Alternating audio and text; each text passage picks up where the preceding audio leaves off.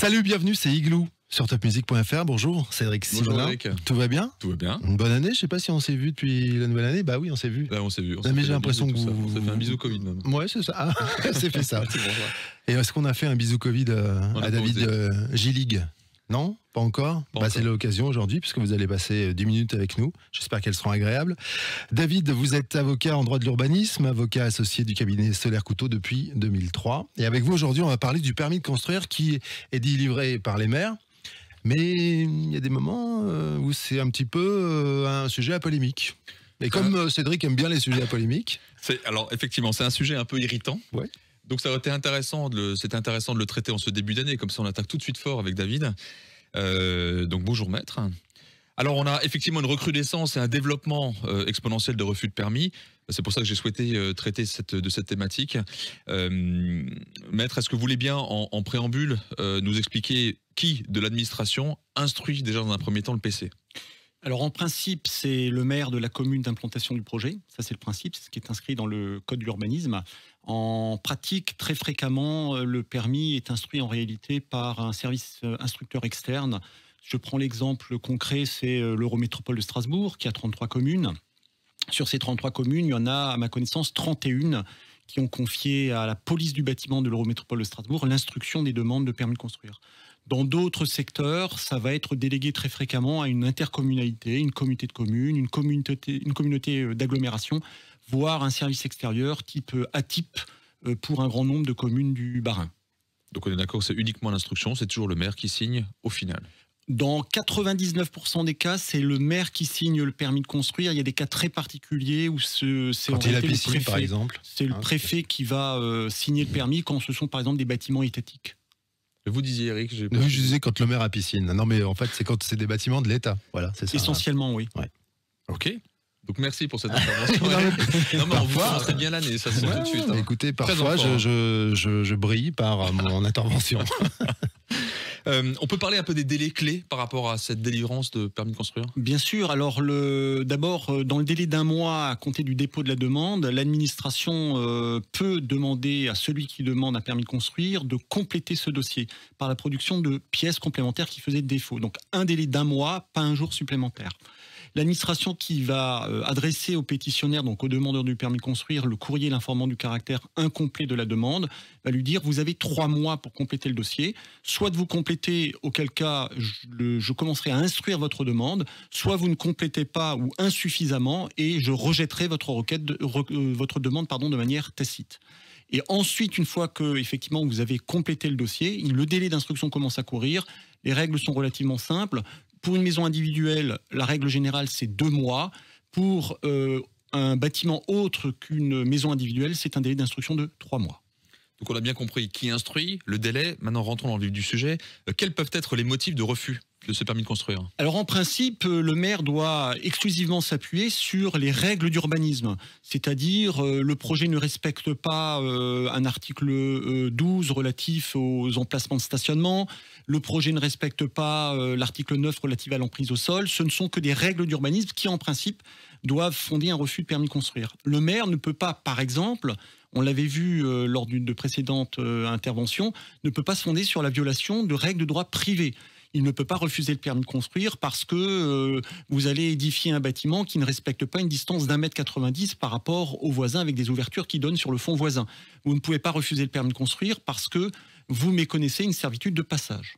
Ça faisait l'objet d'une émission, je crois que c'est la 129 qu'on avait faite ensemble. Absolument. Sur ces éléments-là. Et il ne peut pas refuser sous prétexte que la tête de celui qui a envie de construire ne lui plaît pas. Absolument, Eric. Ça ne peut être que des règles d'urbanisme, encore une fois, qui fondent le refus. Ça ne peut pas être pour d'autres motifs, sans quoi le refus de permis serait entaché de ce que l'on appelle un détournement de pouvoir. Mais si je ne m'abuse, elles changent tout le temps, les règles d'urbanisme. C'est le véritable problème, c'est l'imprévisibilité des règles qui évoluent effectivement au gré du temps. Ouais, donc c'est là que c'est compliqué aussi. Oui. Alors, Maître Gillig, il nous parle de règles sur lesquelles on peut s'appuyer. Il y a tout de même un article dans les PLU, qui est l'article 11, si je ne m'abuse, qui parle d'intégration du bâti dans le site, qui est plutôt très subjectif. On peut en parler juste un mot, parce que quand vous parlez de la tête du client, de temps en temps... Absolument, Cédric. En réalité, on a cet article 11 qui est dans le règlement du PLU qui prévoit effectivement que le maire peut refuser le permis de construire s'il estime que le projet de construction est de nature à porter atteinte au caractère ou à l'intérêt des lieux avoisinants. Ce qui est effectivement un article extrêmement subjectif. Prenons un tableau, il y en a certains qui vont dire le tableau de de Keith Haring ou de Francis Bacon. Ouais, Jeff Koons, c'était bien. D'autres vont dire c'est quelque chose qui est un chef-d'œuvre.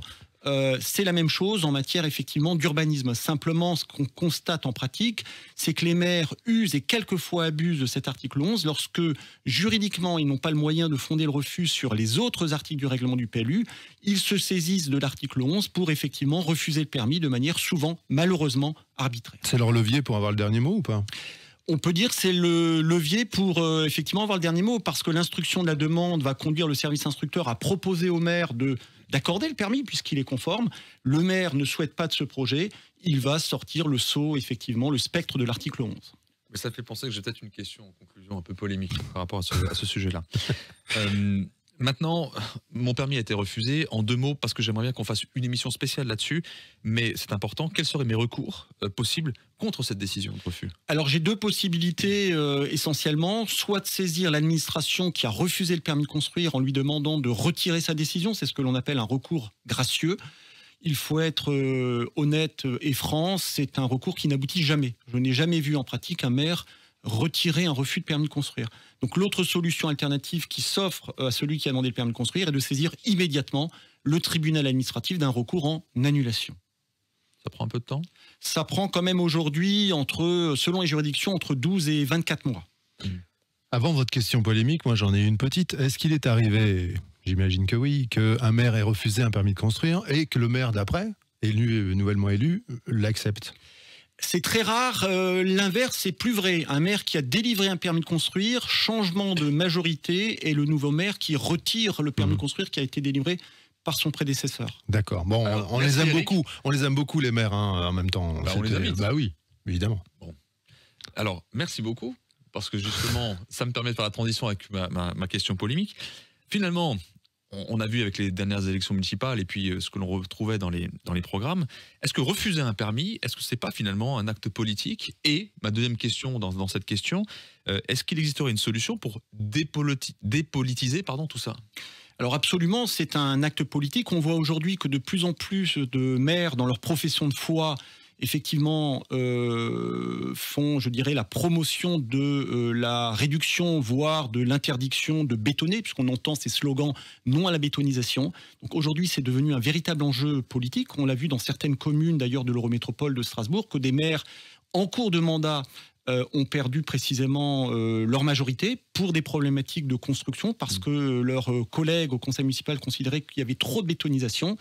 Donc aujourd'hui, c'est véritablement effectivement un enjeu politique et un acte politique. Attention, il faut cesser la bétonisation. Alors deuxième question, celle que je vous ai posée déjà, vous l'avez déjà oubliée, merci. Cédric, non, je ne l'ai pas oublié, mais je l'ai réservé pour la fin. Il y aurait un certain nombre de possibilités. Alors, il y en a une qui peut apparaître comme étant une proposition assez décoiffante. Vous savez qu'aujourd'hui, on l'a rappelé, c'est le maire qui est compétent dans la très grande majorité des cas pour délivrer le permis de construire ou pour le refuser. L'idée, finalement, serait de substituer au maire le préfet dans la délivrance des autorisations d'urbanisme, ou en tout cas dans la délivrance de certaines autorisations d'urbanisme. Prenons par exemple le cas de grandes opérations de plusieurs dizaines de logements, ou des opérations où il y a un nombre important de logements locatifs sociaux. On sait que c'est le genre malheureusement d'opérations qui déplaisent à certains élus. Il faut être là encore tout à fait franc et honnête. Pour ce type d'opération, la solution serait peut-être effectivement de transmettre au préfet la compétence en lieu et place du maire pour délivrer ces autorisations d'urbanisme. Merci beaucoup.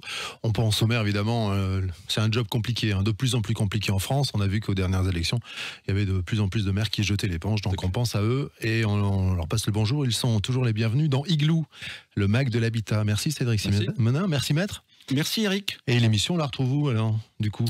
Partout, comme l'année dernière, comme en 2021, en podcast, toutes les plateformes, la chaîne YouTube, Facebook, évidemment c'est Igloo On Air, et sur topmusic.fr, là où nous sommes en ce moment.